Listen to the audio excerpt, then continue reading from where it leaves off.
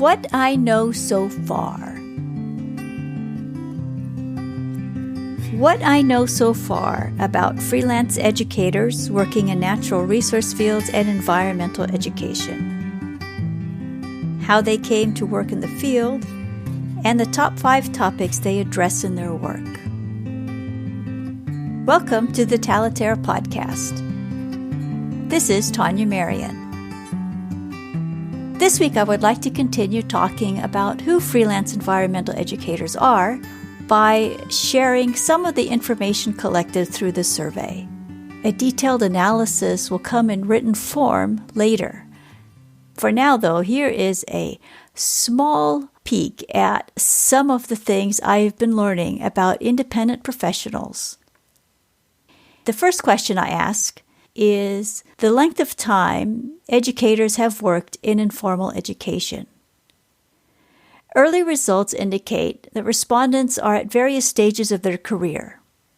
Of the 40 professionals who have responded so far to the mostly open-ended survey questions, 40% have worked in informal education for less than 10 years. Of this group, half are new to the field, having worked in the field anywhere from 0 to 3 years. 30% of those responding to this question have worked in informal education between 10 to 20 years, while the remaining 30% have indicated they've worked in informal education for more than 20 years. So far I'm seeing equal representation in terms of career length.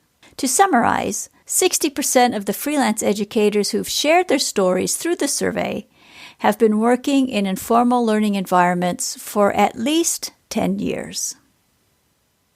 How did respondents come to work in informal education? The educators responding to this question have entered the field in many different ways. 39 of the 40 educators responded to this question, and as you might guess, there are 39 different stories.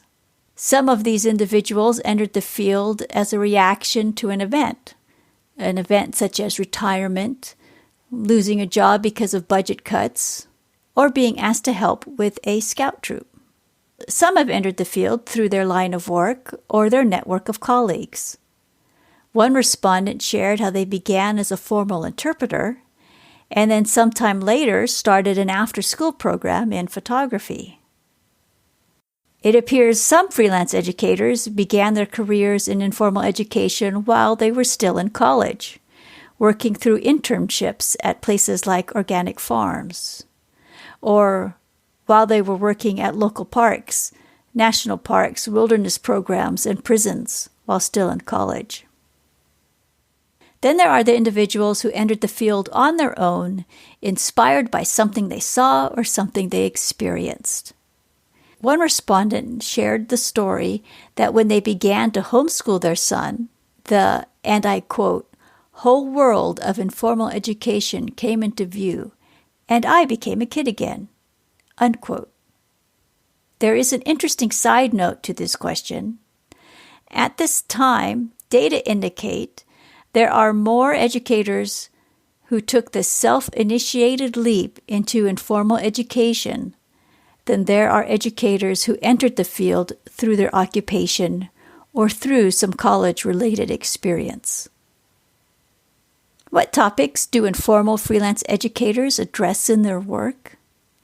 Well, so far, the environment is the number one topic, followed closely by plants, ecology, animals, and landscapes. To my pleasant surprise, plants are ranked number 2. You may know that plant blindness is an issue of interest to me, and that it was the key motivation behind my previous educational venture. What is plant blindness, you ask? Plant blindness is a phrase used to describe the fact that people tend to be more familiar with animals than they are with plants. It is a big topic, and one better left to another episode, or perhaps another podcast. So this is what I know so far. Of course, what I know will change as more people complete the survey. The survey will not remain open for long, however. It will remain open through April 26, at which time it will close for in-depth analysis of data collected so far, and then Phase 3 of the freelance project will begin. If you are an independent professional working in natural resource fields or environmental education, and you would like to share your experiences, please consider completing the survey before April 26. Your input will help me answer the following questions. Who are freelance educators? What do they do? Where do they work? How do they lead? What do they need to be better leaders? These are some of the questions I seek to answer in the survey.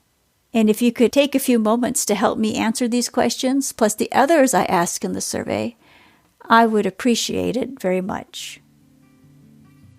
Thank you so much for your time today. To learn more about the Freelance Project, visit the show notes for this episode at Talaterra.com. Before I go, I have one programming note to announce. The Talaterra podcast will take a publishing break over the Easter holiday weekend. It will resume on Sunday, April 28. Until next time, take good care.